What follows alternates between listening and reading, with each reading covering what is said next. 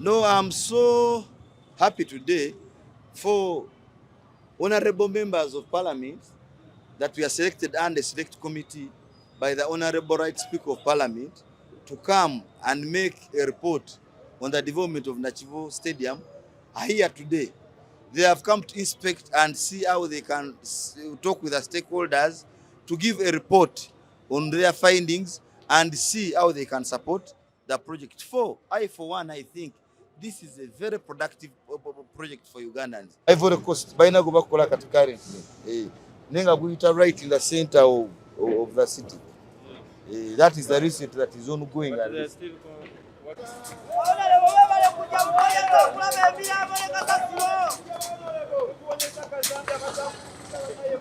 Kati Omwaala kutandikira kuli ne kujja ne kukomeno kati right now it is 12 meters. Netugwa flood control chamber. Kiba kitegeeza mazzi tegasobola ku flood. We projected at least minimum of 70 years water flow. Nga tubaze upstream ne downstream. Tuze tugustudying for some time research. Okulaba rains engeri behaving amazzi tukozesa genkana once it rains. So eventually tubadde ne studies nyingi ku Omwaala gonna tunda kukola. Kati that is what we are implementing now. Filtration centers, motujira silt ezo, inspection chambers nga guwedde ti omuntu ayingira mu gulimu amasannyalaze, so it's easy to inspect. Now we have modern channels ebweru Washington, New York. Kati benchmark gye twatutte. That was appointed by the Speaker to come and do a fact-finding mission here on Nakivubo Channel and the developments that are coming up. We have started our activities today, and the first step in our process is to come here and find out what exactly is happening and how the process has been moving on. We have done this, and we hope to engage all other stakeholders, integrate their ideas, and in strictly about 2 weeks, we shall be reporting back to Parliament about the ongoings and the developments on the Nakivubo Channel. How impressed are you with the works? Sorry? How impressed are you with the ongoing works? It is too early for us to give an impression or lack of it as we go into the process of inquiring about the whole activities. We shall be able to bring out all the facts in our report, because we want to give all stakeholders a chance to bring out their views, their opinions, the technical input from all other stakeholders, and certainly the country will get the true picture of what, in our view, will have found on the ground. Kano akakiiko kateebwawo Speaker n'ekigendererwa nga tulina okutunula mu nsonga za Nakivubo Channel. Era tutandise leero nga tuzze ku ground okulaba kiki ekiriwo n'ebigenda mu maaso, era oluva wano tugenda yita aba stakeholders abalala bonna abakwatibwako ensonga eno twogere nabo, era nga tusuubira mu weeks 2 okuva kaakati tujja kuba tuddayo eri Parliament nga tugitwalira a reporter ekwata ku Nakivubo Channel. Kiki musinza okutunuulira mu kujja kwammwe? Kyetusinza okutunuulira byebyo ebigenda mu maaso biva ku ki, bisobola okuyamba bitya, bikootana bitya n'amateeka, era naye bikyali kubanga akakiiko kakatandika, tusobola okumanya ekituufu nga tumaze okusinkana bonna abakwatibwako ensonga eno, naffe ne tujjayo ensonga zaffe nga bwe tuzirambise mu report.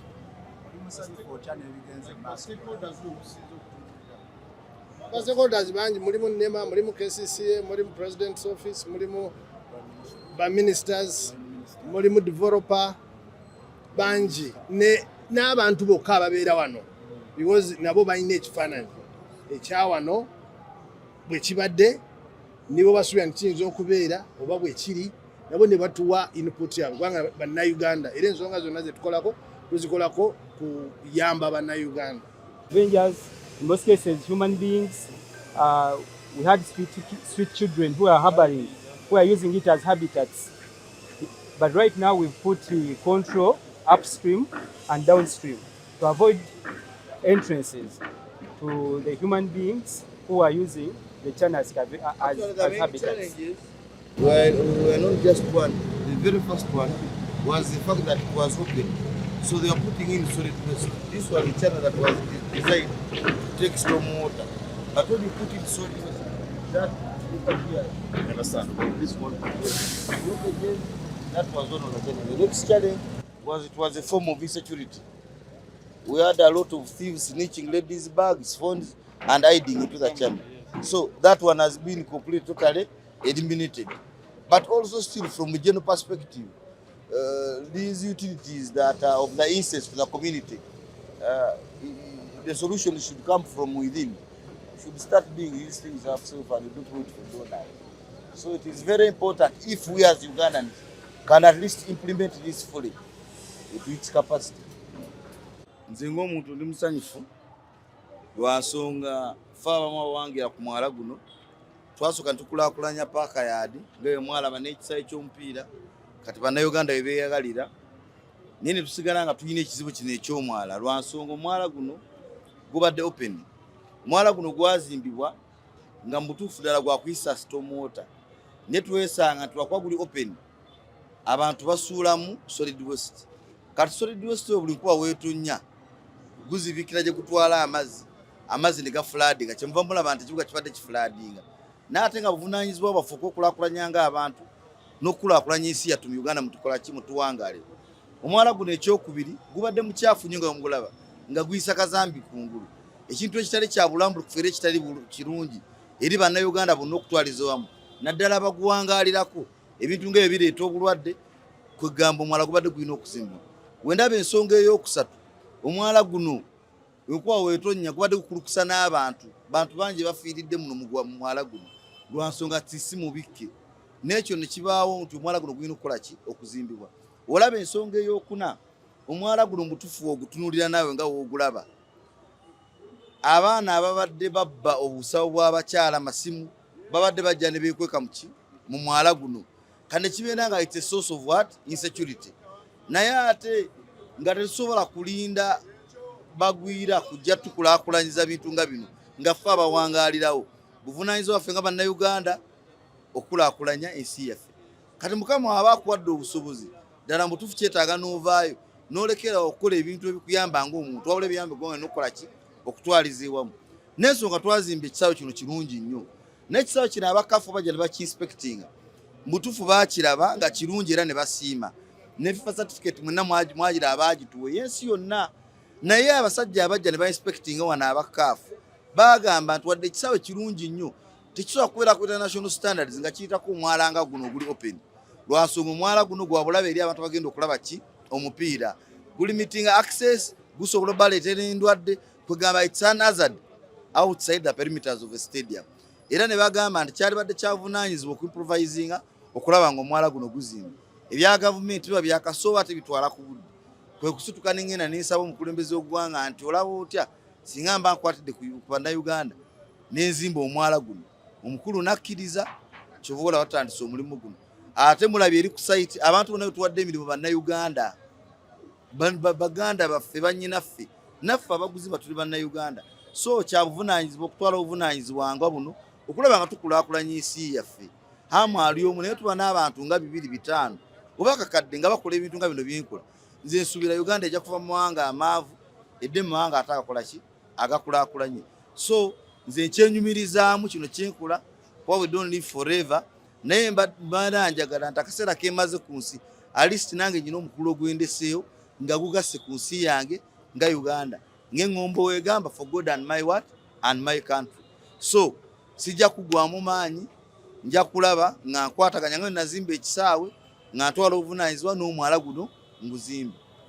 As include KCCA, NEMA, the developer, the ministers involved, the president's office, and the residents of this place, or people who work around Nakivubo Channel. Because I think they have a true picture of what the channel has been and what they hope to get or not to get out of the developments.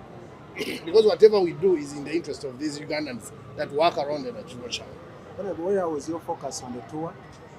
No, it is fact finding. We are not focused. We are finding out facts. And when you are finding out facts, you don't limit yourself to any issues. You pick all, and then it guides you on who to interact with, and then it guides that brings out the findings in the process. Kanya kya nature abantu babeeramu nga bawakana ebbanga lyonna. This remains an obligation. Kati ffenna banaatuuka netugamba tubiveeko lwako batuwakanyiza olegwanga tuba tuliresiiwa. So abawakana bawakane naye ate mu luvannyuma nkiwa n'abantu bawakana ekisaawe nga nkitandika be bamu ate abajja ne balabamu ki emipiira. So abantu abamu tulina batwala butwazi ne tusigala nga tuli focused ku nkulaakulana ne tutabeera limited by mere negativity. 4. Reason imputes an intention to fulfill an obligation. Buno buvunaanyizibwa bwaffe okulaakulanya ensi eno. So tunadda ku negativity tujja kwesanga ensi tekoze eki tekulaakulanye. Nze najja netandika okuzimba wano nasangawo abantu ba paaka yaani. Nasangawo n'abayaaye bangi. Ne nalina option ezi bbiri. Either obasindiikiriza enkulaakulana egende mu maaso oba okukola social economic transformation mba engaging mba integrating mu nkulaakulana eno. Ekyo mujja kubuuza abali bakola wano banjulira abasinga bonna be bali mu bizimbe bino byomulaba wano era abasinga bavuddemu bafuse bantu bavunaanyizibwa basobola okulabirira abantu bawe ne famire yaabwe. So enkulaakulana nnungi kuba teyina kugoba bantu wabula erina bba integrating era ebyo muwula ebyokkaayana tebiri wano ku ground biri mu bantu babyabufuzi. Bano abantu bonna bakimanyi kuba wali mu kulaakulanya ekisaawe ne packard bannaabo abasinga twabasika ne tubateeka mu nkulaakulana ne babalaba bali bulungi naba ne tubawa emirimu. Kati bakimanyi bulungi nti ate no weeberezze n'abasigadde weegenda bateeka mu ki mu nkulaakulana. Ate n'ekisaawe kinyingi kye tuzimba ekyo kimulaba tewali buyigirize bwetaagisa muntu kujja mutayimbwa wano guteeka wali. Bano abaana bennyini ababadde wano banjulira be mulabe tuwadde emirimu ki be bakola emirimu wali. So enkulaakulana ejja n'opportunity kuba ejja ne job opportunities okitegeera. So ekyo nze ngamba yina omuntu awakanya enkulaakulana tekiba kyavunaanyizibwa kuba enkulaakulana eriwo okuyamba abantu nakulaakulanya bantu. All I can say, construction of a channel does not start by bringing materials and you construct. There are plans that have been done here. There are reports that have been done. There is benchmarking that has been done in developed countries like New York, like London. They all have channels, but you don't find any channels running on the surface. So this is something international. The only problem I see with Ugandans, they are not open-minded to development. And I think that is a very limiting factor of our ability to grow. We should embrace development. I don't think I can invest large volumes of money to do something incompetent. What do you think about the stadium? Do you think it is incompetent? I think that is reason enough that a person who has done the stadium has the capacity to present or to produce the right product, even with a channel. And trust me, I'm going to do the best job like it has never been done in Africa at large. First and foremost, this particular channel in you see over here was a nuisance to the people living around it. For instance, I constructed a very beautiful stadium. But it is a fact that when CAF inspectors came here, we are not impressed by the surroundings of the stadium. They said, yes, you may have constructed a classy stadium, a world-class stadium. But given the circumstances, especially the channel, which per se, it is a source of insecurity to the people living around here. For you know, a lot of people have been snatching ladies' bags and hiding in the channel. And secondly, we've lost lives whenever trains. People have died in this channel. A lot of people have died in this channel. 4, it is open. People that are not aware that it's here, they come walking and all of a sudden they fall in and they lose lives. So we are trying to protect lives. We are trying to cure insecurity. And also from a sanitation point of view, you see, health-wise, this is a very dangerous situation and an hazard we have here, an health hazard. The people living around the stadium are not safe health-wise when there is sewage moving right to the surface. So it is productive and it's the best reasonable thing to do to cover the stadium. And another point in time, by covering the stadium, we are improving on the access to the stadium. By covering the channel, we're improving the access to the stadium, just like it was recommended by the CAF inspectors that we are here. So from a general perspective, and leave alone employing people, there are people working on these sites like you've just inspected. All these are ordinary Ugandans that have been given job opportunities. And even when we finish this channel, on top, some of these areas are going to be business areas. And no one is going to come from foreign countries to come and work here. It's Ugandans that are going to get those opportunities to come and work here. So we are not only developing a channel, but we are doing socio-economic transformation, especially for the down part of Kampala. So it is a very productive project, And I call upon all Ugandans to simply embrace it. For it is our obligation as Ugandans to develop Uganda. And you know, reason imputes an intention to fulfill an obligation. It is our obligation to develop Uganda, and this is what I'm doing right here. And the end will justify the means. Just like when I was constructing the stadium, a lot of people felt infringed in the first incident. But when we finish the stadium, they are the same people working in these areas, and they're happy. Just like the people that have been working on the channel. These are the first people that are going to get the opportunities to work from the businesses we're going to put here, after improving the environment from a general perspective.